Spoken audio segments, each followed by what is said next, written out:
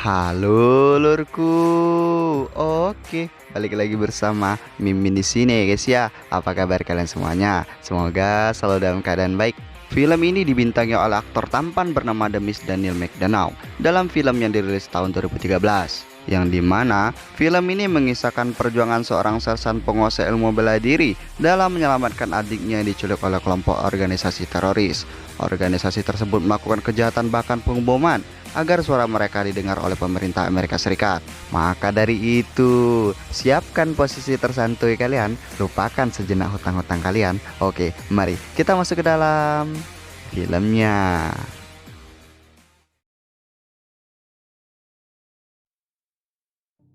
Pembukaan film kita diperlihatkan oleh sebuah desa kecil di Amerika Serikat yang bernama Bridgeton. Tak ada teknologi di sana, hanya desa dengan udara yang masih alami dan sekelompok remaja nakal. Berbeda dengan remaja lain, seorang pria bernama Jack Carter menghabiskan waktu remaja dan mengabdikan dirinya pada negara sebagai marinir Amerika Serikat. Selama menjadi marinir, ia terlatih dalam menghadapi perang baik di udara, laut, dan juga daratan. Maybe Marines are prepared about believing in yourself. War. Every now and again you get to Setelah 14 bulan tak pulang, Jack memutuskan untuk kembali ke kampung halamannya sebagai penebus rindu kepada dua saudaranya.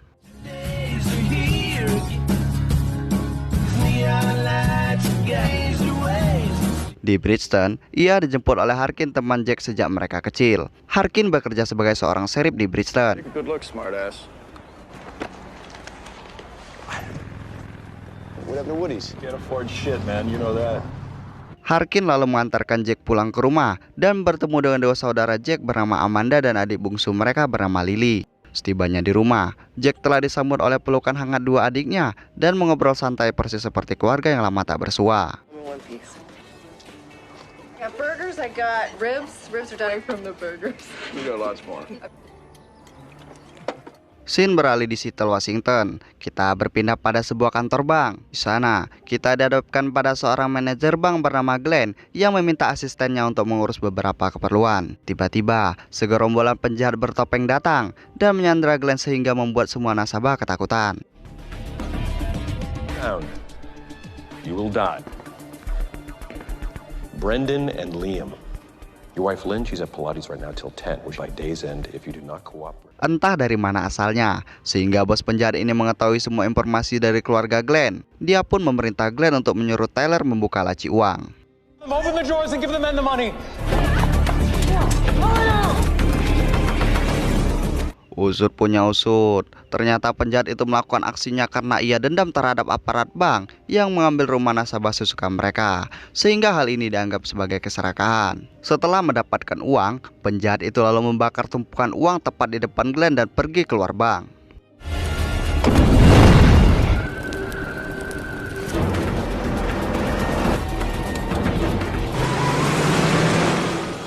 Di saat yang sama, Jack dan Amanda mengobrol dan bernostalgia bersama memori dahulu. Tiba-tiba, Lily meminta izin untuk keluar rumah dan pergi bersama kekasihnya bernama Darren.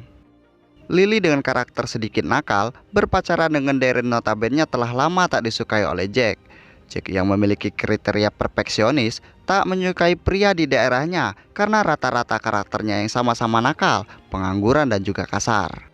Meskipun begitu, Lily tetap pada pendiriannya dan pergi bersama kekasihnya. Come on in for a sec. Have a beer. Drive.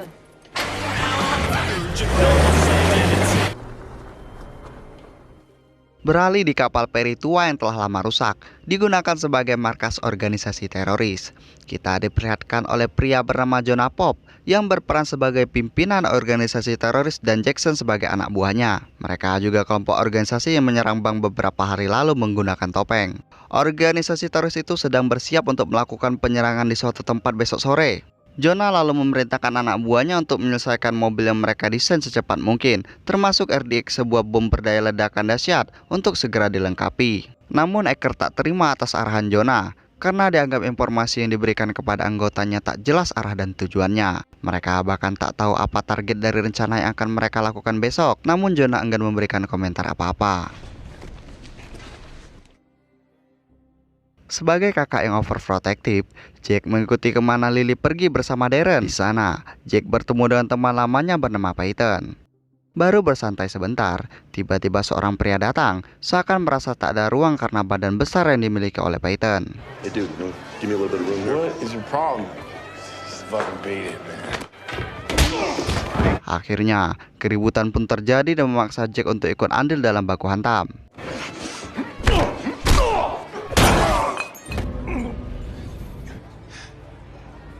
Karena hal itu, Lily bergegas meninggalkan bar dengan tatapan kesal kepada Jack dan menganggap Jack temperamental. Begitupun yang dirasakan Harkin yang tiba di sana dan melihat semua kejadian. Hampir saja masuk penjara, Jack akhirnya tak jadi ditahan dan dibebaskan oleh Hark. Setelah keributan yang terjadi, Harkin mengingatkan Jack bahwa ia harus terbiasa hidup di lingkungan masyarakat normal. Look at me, dude. I'm the boyfriend. I'm late to normal society. Tak berselang lama, Amanda datang dengan bermaksud untuk menenangkan Jack. Amanda mengatakan bahwa dia dan Hark memiliki hubungan, namun nampaknya Jack tak menyetujui hal itu. We're all grown up here. You've been seeing Hark. Keesokan harinya di sebuah rongsokan, kita dihadapkan pada Darren dan Lily. Lily tampak menemani Darren memperbaiki mobilnya yang rusak. Lily mengatakan bahwa Jack mengundangnya makan malam. Namun di awal, Darren menolak karena insecure kepada Jack dan takut Jack akan terus menolaknya. Sementara di tepi jalan, tak jauh dari Darren dan Lily, kita diperlihatkan oleh Jonah dan anak buahnya yang bersiap untuk melakukan transaksi. Jonah menemui seorang pria bernama Brox untuk tujuan pembelian senjata rakitan. Hacker lalu memeriksa senjata yang dibawa oleh Brox. Good. What did I tell you? Belum selesai di sana, Brox merasa uang yang diberikan oleh Jonah tak sesuai kesepakatan. Bukannya meminta maaf, Jonah malah menembak Brox dan membawa uang dan senjata.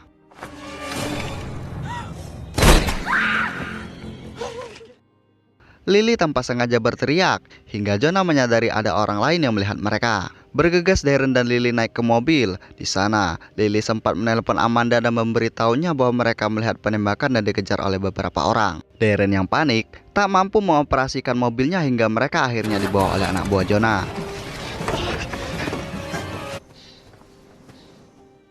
Amanda lalu menghubungi Jack dan memberitahu apa yang terjadi. Bergegas Jack mengambil senjata dan menuju lokasi untuk menyelamatkan adiknya. Jack yang memerankan dirinya sebagai seorang sersan bergerak cepat seakan terlatih dalam peperangan.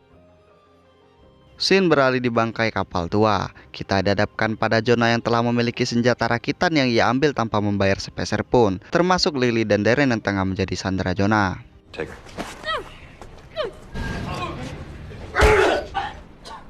Come on, man. Di waktu yang sama, Jack tiba di lokasi rongsokan melihat seorang pria di bawah. Pria tersebut adalah almarhum Brox yang beberapa menit lalu ditembak oleh Jonah. Mendapatkan petunjuk keberadaan adiknya, Jack lalu mengikuti penjahat itu secara diam-diam. Di sana, Jack melihat bahwa almarhum Brox diletak di hutan begitu saja. Bergegas Jack mengeluarkan aksinya menodongkan senjata tepat di depan wajah pria itu. No trouble with you. Sembari menahannya, Jack bertanya di mana mereka menyandra adiknya. Tiba-tiba, seorang pria datang dan menodongkan senjata di belakang Jack. Dua senjata sekaligus berada di depan dan di belakang Jack. Meskipun begitu, ia tetap bisa melawan penjahat itu.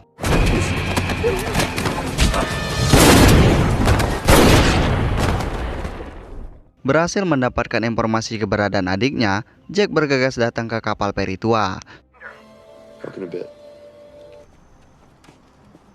Setibanya di sana, Jack melihat seseorang yang sedang berjaga sembari memegang senjata. Jack lalu menghantam pria itu menggunakan senjata.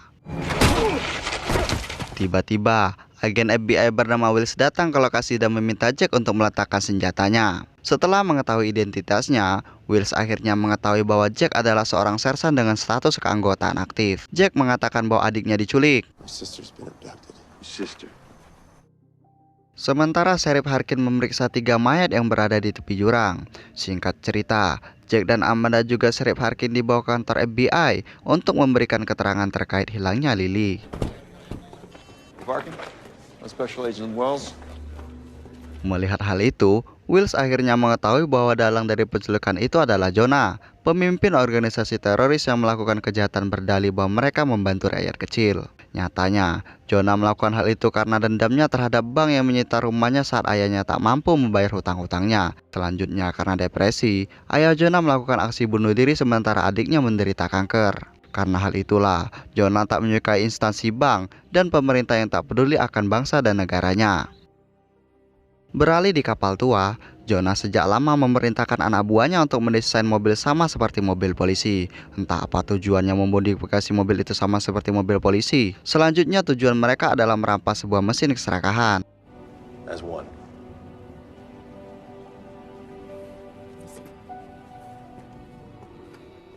Jonah lalu menemui Lily. Jonah menanyakan kepada Lily siapa orang kaya yang ia ketahui dan pendapat Lily tentang orang kaya di sekitarnya. Rich people. Do you like them? Who is the richest person you know?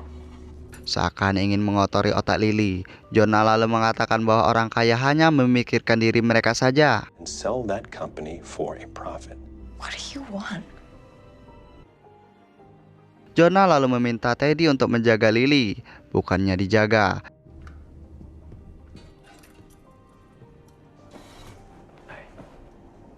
Teddy malah berniat memperkaos Lily. Touch me! Stop touching! Bersyukurnya, Lily masih bisa teriak hingga seorang agen FBI bernama Alec datang dan terjadilah baku tembak.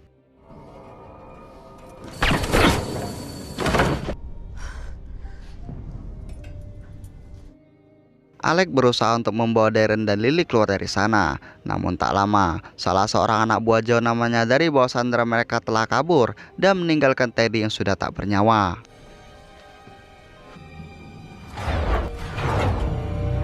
Dia bergegas memberitahukan informasi itu kepada Jonah. Bersamaan dengan itu, Jackson menyadari bahwa beberapa agen FBI mengintai mereka dari luar. Tak butuh waktu lama, Jackson bergegas menjalankan tugasnya menembak dua agen FBI itu dengan sekali tembakan. Serangan itu membuat Wills mengerahkan anggotanya untuk keluar dan menyergap mereka. Namun nampaknya Jack tak menyetujui hal itu, mengingat adiknya masih berada di dalam. Namun Wills tetap menjalankan tugasnya, hingga terjadilah perkelahian antara Jack dan Wills. I don't give a shit. You just touch a federal. That's enough. Karena hal itu, Harkin terpaksa memborgol tangan Jack. Right now! Peperangan antara pasukan FBI dan teroris pun tak dapat dihindarkan.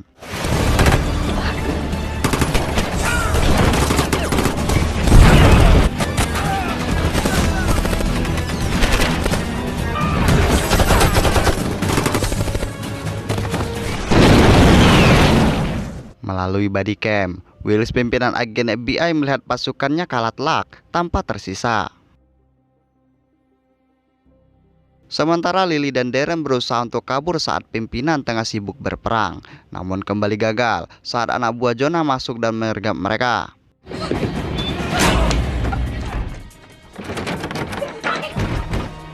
Akhirnya Lily kembali terperangkap pada anak buah Jonah, namun Darren berhasil membabat habis satu musuhnya.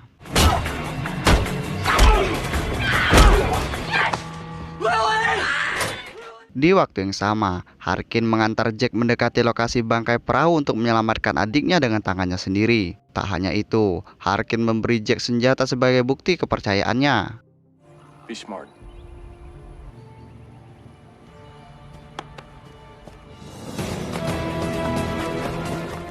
Masih di sekitar kapal, seorang agen FBI yang masih terperangkap di kapal mencoba menghubungi Wills. Tiba-tiba, kembali pada Jack, langkah demi langkah Jack perhatikan untuk dapat masuk ke dalam bangkai kapal. Dengan pekerjaannya sebagai seorang sersan, seolah Jack sudah terbiasa dalam penyerangan. Termasuk membabat habis jantung salah satu anak buah Jonah.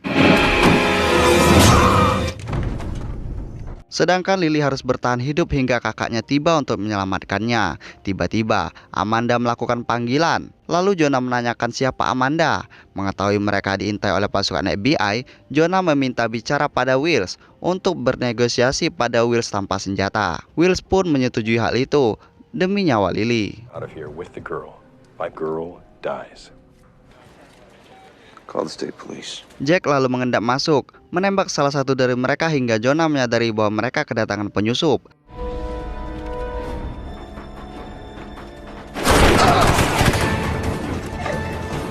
Dan terjadilah baku tembak brutal, layaknya seorang sersan perang mempertahankan negara.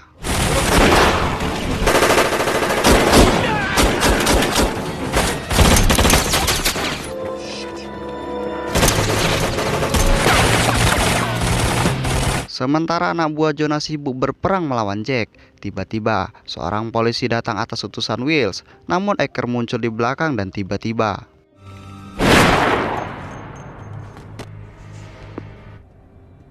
beralih pada Jack yang sekarang bertarung by one tanpa senjata.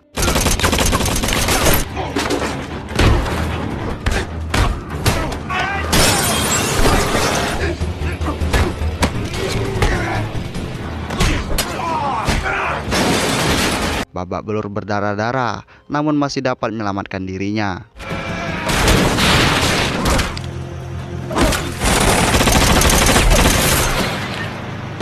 Setelah bertarung, Jack akhirnya bertemu dengan Darren yang juga berusaha mencari Lily. Namun Jack meminta Darren untuk keluar dari kapal karena terlalu berbahaya untuknya.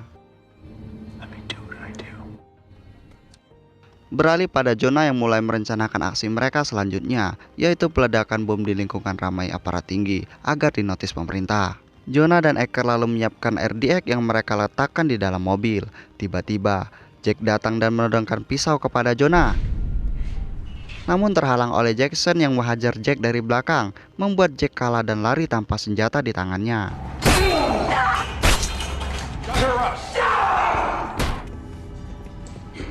Jackson yang sudah sakratul meminta Jonah untuk bergegas lari karena mereka harus ada di lokasi selama 40 menit sesuai dengan timer bom yang mereka rakit.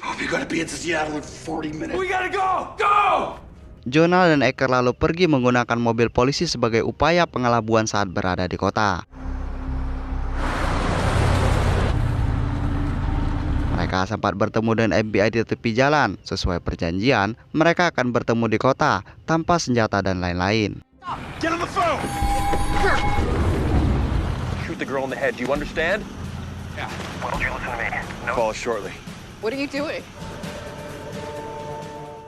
Di dalam kapal, Jackson masih berupaya untuk memburu Jack yang saat ini tanpa senjata. Tiba-tiba, Darren datang dan menembak Jackson dengan sangat brutal.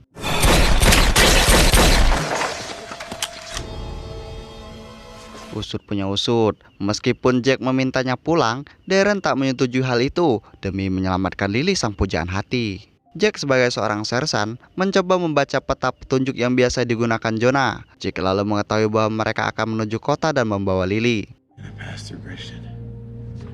See you later.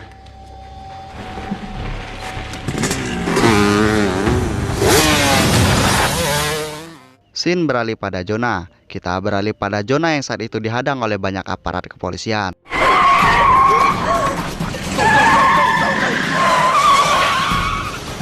Tak lupa, Jonah menghidupkan timer bom sembari mereka melakukan adu tembak. But it'll make the headlines.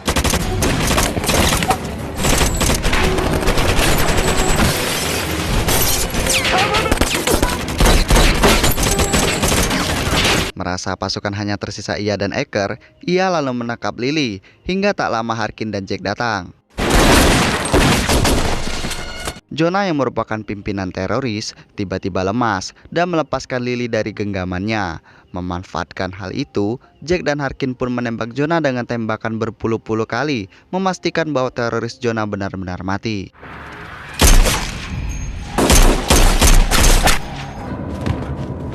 Tak hanya di sana, Lily juga memberitahu Jack bahwa bom yang dibawa Jonah di mobil akan meledak beberapa menit lagi. Not good. Go to the cedar mill by the river. Open road. Jack pun bergegas membawa mobil tersebut jauh dari keramaian. Sempat beberapa kali oleng dan terjungkir balik. Di sela waktu yang hanya tersisa 4 detik saja, tiba-tiba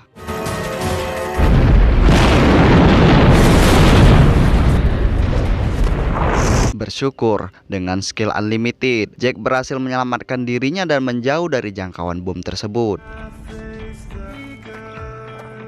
Harkin, Amanda, dan Lily pun bergegas memeluk Jack sebagai ungkapan sayang dan banyak terima kasih atas perjuangan Jack yang di luar nalar. Apalagi jika melihat kondisi Jack yang saat ini sangat perlu untuk mandi. Penutupan film kita diperlihatkan oleh scene romantis antara Harkin dan Amanda, juga Darren bersama Lily.